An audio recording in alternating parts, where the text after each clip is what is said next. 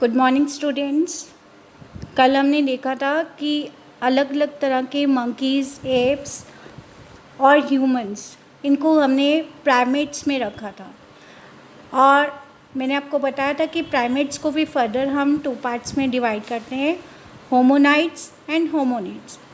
तो आज हम इन तीनों कैटेगरीज़ को अलग अलग जानेंगे। फर्स्ट पिक्चर में आप देखिए, फर्स्ट पिक्चर में आपको प्राइमेट्स दिखाई दे रहे हैं। इनके जो अवशेष हैं वो हमें एशिया और अफ्रीका से मिले हैं। इनमें ह्यूमन, लंगूर, मंकीज़ सब आ जाते हैं। इनके शरीर पर बाल होते थे और इनका गैस्ट्रेशन पीरियड जो है वो लंबा होता था, यानी कि बच्चा जो है माता के गर्भ में लंबे समय तक पलता था। और मदर जो है वो ब्रेस्ट फीडिंग करवाती थी अपने बच्चों को। और इनके जो दांत हैं वो भी अलग अलग तरह के होते थे। नेक्स्ट है हमारी पिक्चर होमोनाइड्स की। सेकंड पिक्चर जो है वो आप देख रहे होंगे होमोनाइड्स की। इनकी कैटेगरी में एप्स आते हैं। इनका दिमाग जो है वो बड़ा होता था और ये 2 पैरों पर चलते थे। ये मंकीज़ से अलग थे, 2 पैरों पर और 4 पैरों का सहारा लेकर चलते थे, लेकिन बंदरों से बिल्कुल अलग थे क्योंकि इनकी कोई भी पूंछ नहीं थी। आप देखेंगे कि पूंछ नहीं है इनकी, ठीक है। तो नेक्स्ट है हमारा थर्ड पिक्चर जो है, दैट वाज होमोनिड। होमोनिड के अवशेष जो हैं वो हमें अफ्रीका से मिले हैं। इनका दिमाग जो है वो बड़ा होता था और ये 2 पैरों पर चलते थे। और ये अब टूल्स का मेकिंग जो है वो इन्होंने शुरू कर दिया था, यानी कि पत्थर के औजार जो है वो ये बनाते थे। आप देखिए कि इनके हाथ जो हैं वो बिल्कुल फ्री हैं, उंगलियां जो हैं वो बिल्कुल फ्रीली काम कर रही हैं, जैसे कि आज के मनुष्य की उंगलियां काम करती हैं। इन्हें आगे 2 कैटेगरीज में बांटा गया है, दैट वाज ऑस्ट्रेलोपिथेक्स एंड होमो। बच्चों, ये जो डिफरेंस आपको करवाया जा रहा है ये आपको अपने टेस्ट के लिए याद रखना बहुत ही ज़रूरी है। ना केवल टेस्ट के लिए बल्कि आपको अपने समेटिव्स के लिए भी ये याद करना है। ये डिफरेंस बहुत ही ज़्यादा इम्पॉर्टेंट है।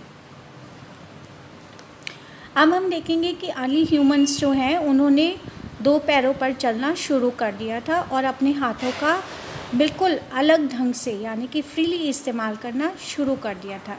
2 पैरों पर चलते हुए उन्होंने धीरे धीरे भागना और दौड़ना भी शुरू कर दिया था। तो इन सब विशेषताओं के कारण हम इन्हें 3 भागों में बांटते हैं, जैसे कि होमो हैबिलियस, होमो इरेक्टस और होमो सेपियंस। ये मैंने आपको पहले भी वीडियो में बताया था।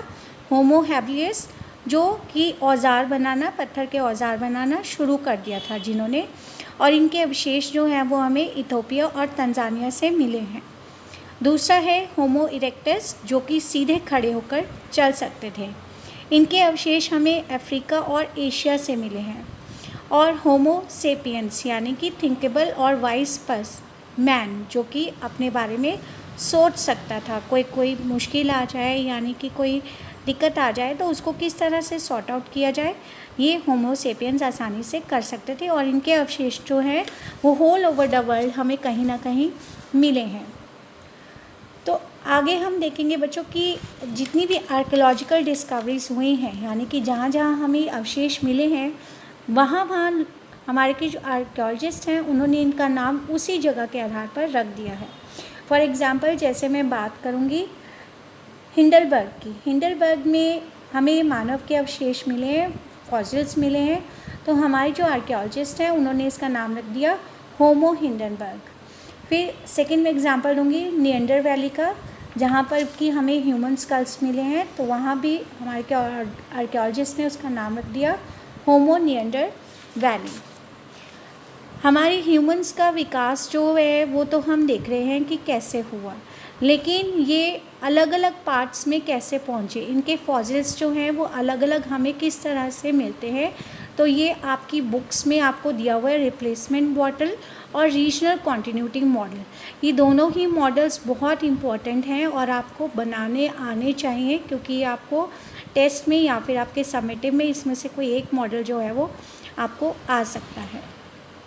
तो ये दोनों मॉडल्स जो हैं पेज नंबर 17 पे आपको दिए हुए हैं। जिन बच्चों के पास बुक्स नहीं है तो मैंने PDF डाउनलोड करके दिया हुआ है, आप उस PDF में पेज नंबर 17 पे देखेंगे तो ये आपको मिल जाएंगे। रिप्लेसमेंट मॉडल और रीजनल कॉन्टिन्यूटी मॉडल, जिसमें दिखाया गया है कि किस तरह से मानव का जो उद्भव जन्म स्थल से होकर वो यूरोप, अफ्रीका और एशिया में जाता है। और उसके बाद सबसे ज़्यादा जो हमें आगे रिप्लेसमेंट मॉडल में दिखाई देता है कि अफ्रीका में सबसे ज़्यादा जो मानव जो है वो आगे बढ़ा और आगे जाकर वो 3 ब्रांचेस में बढ़ गया।